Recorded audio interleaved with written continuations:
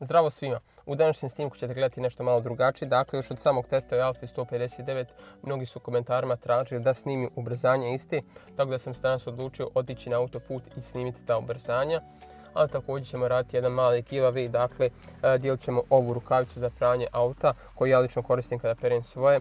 Mislim da je mnogo sigurnija od tradicionalne spužve koja tokom vremena može stvarno da očvrsne i bude kruta i samim tim nanosi štetu vašem laku. Također one male rupce može da se vuče sa lakoćom neki kamenčić, nečistoća koji opet ošteće sam taj lak, dok od ovoga je to dosta sigurnije i manje tih, da kažem, opasnosti. I također recimo ovu kao neku metlicu šetkicu za čišćenje same, dakle, šajbi iznutra.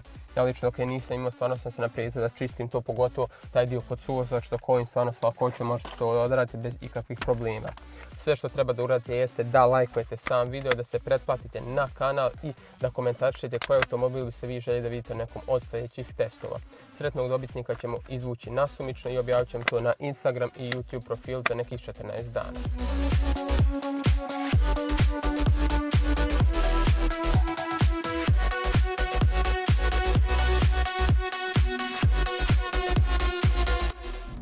Evo nas dakle na autoputu, sada ćemo da odarimo ta određena ubrzanja i vidjeti kako će to da ispadne. Još jednom naglasim, automobil je 1.9 dizel, 150 konjskih snaga, imamo 17-inčne peluge sa pneumaticima 225/45, Goodyear Eagle F1, naravno pneumatik ultra visokih maksimalnih performanci, jako dobar, mnogo sam zadovoljan sa njim, pa ćemo vidjeti kako će to da ispadne. I naravno sada očekujemo određene šale i komentare na račun Alfe zbog jedne stvari ovdje koju imam na samom ekranu bord kompjutera.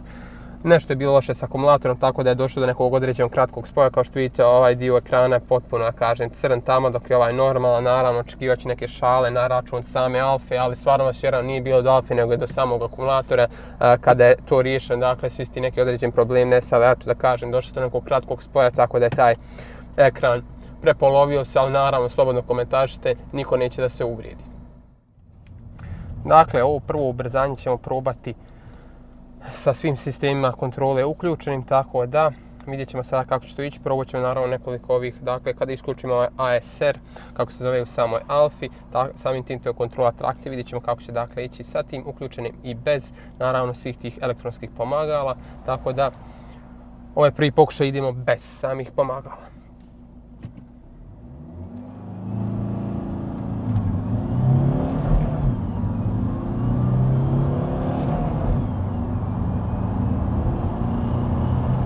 I stoja.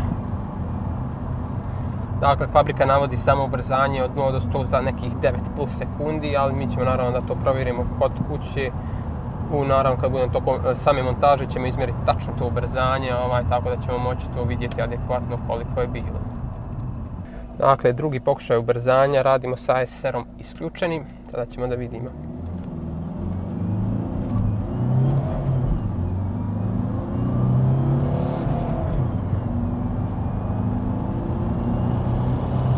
Mislim da je bio nešto bolje ovoga puta, to je samo ubrzanje, mislim da je bilo nešto bolje, ali tačno naravno provjerit ćemo opet tokom same montaže, ali ja lično suptilno mislim da je ovo bilo sada bolje ubrzanje nego to prethodno. Provjerit ćemo naravno još jednom to sve, dakle kada se isključi mislim da je bolje, ali naravno opet može se desiti da prokližu sami točkovi, pogotovo ako su neki pneumatici malo slabije kvalitete, ako im nedostaje prijanjanja. Kod ovih stvarno nema nikakvih problema, rijetko kada sam proklizivao, dok sam koristio neke malo jeftinije marke, neke mačke tamo tigraste, bilo je proklizivanja milion i kada sam stavio ove Goodyear gume, naravno sve je postalo full. Još jedan pokušaj ubrzanja, dakle ovoga puta ćemo isključiti sve sigurnosne sisteme kompletno i vidjet ćemo da li ima to određene restrikcije na samo ubrzanje. Dakle, dižemo obrtaje, krećemo.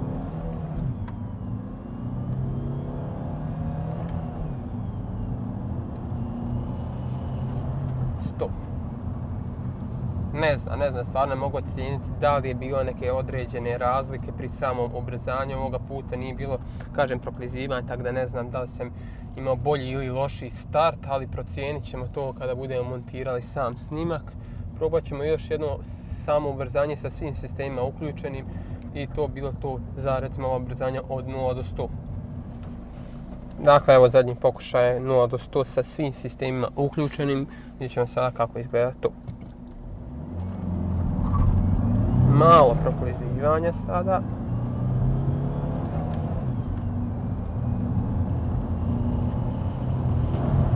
I 100, lagano.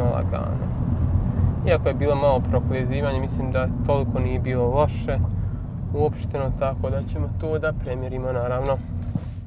80 na sat, dakle, i gas.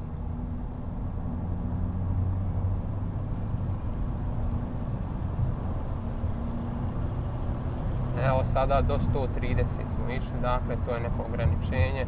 Dakle 80-130 prestizanje nekog šlepera ili autobusa sasvim lagano, bez ikakvih poteškoća. Dakle, kod kuće kada budem obrađivao snimke izračunat ću tačno ubrzanje i staviti ga dole ispod tako da možete to vidjeti. Dakle, evo probat ćemo još jednom. 80 i gas. Malo mu je trebalo da se zaleti, ali evo kada krene sasvim lijepo ubrzanje i 130 tu imamo, tako da je to po meni jako korektno. Vidjet ćemo tačno koliko iznosi kada budemo izmjerili. Evo recimo 60, ićemo od 60. Treća brzina 60 km na sat, gas i ubrzavamo. Četvrta i sad ćemo na 130 i evo nas na 130 sada. Dobro, malo je trebalo opet da kažem vremena da se zaleti sam automobil, ali kada se zaletio to je sasvim korektno i ok. Evo spustit ćemo opet 60 na sat, treća brzina i gas.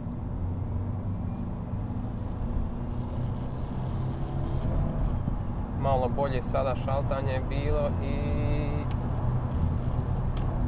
130 sasvim lagano.